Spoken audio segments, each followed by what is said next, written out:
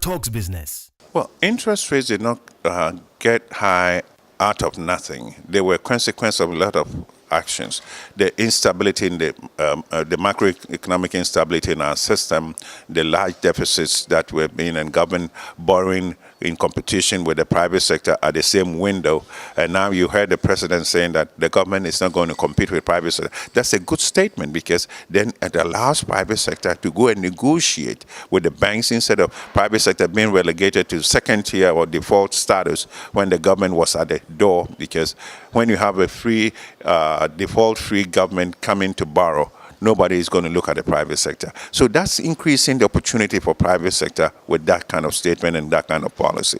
What we're going to see is a lot of these actions that would result in private sector getting more opportunities. And one is the fact that the government is now going to streamline itself. It's not going to overstress. It's not going to do grandiose schemes. But what we also don't want to do is come crying and lamenting every minute that, oh, lower this is not enough, come into the table, do extra, do extra, do extra. This is a young government. It just started less than 90 days ago. We want them to pace themselves, get the details of what they inherited. And I think people don't know the depth of the decay that was in the system that they inherited. So when people talk about why is government, doing left or right, we think that we will allow the government to pace itself, get the right footing, and then come to the table and do what is required. Because we see the goodwill, we see the things that they have started with, and to us, it's a right direction, and we want to work with the government to achieve the ultimate that will benefit the whole citizenry, the country, and the private sector as well. When you say make Ghana an attractive destination, that includes the domestic private sector. It's not only the foreign direct investors. We want a partnership. Two things that we really will want to see.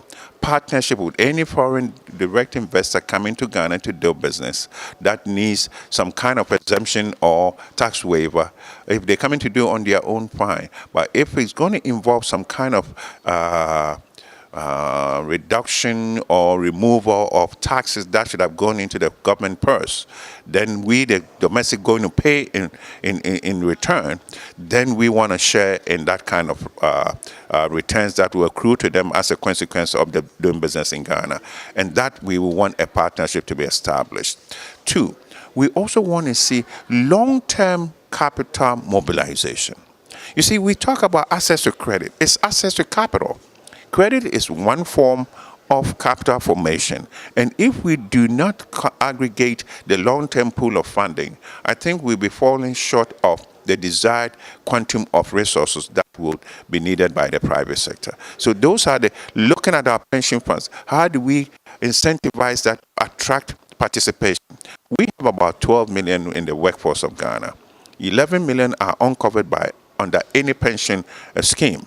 If we were to use 4 million out of the 11 and everybody aggregating 25 cedis a month, we come to 1.2 billion a year. This opportunity will be begging for investment destination to invest. And that will allow private sector, you and I, to also tap into that resource for our long-term capital needs. So those are the tools that we want to see.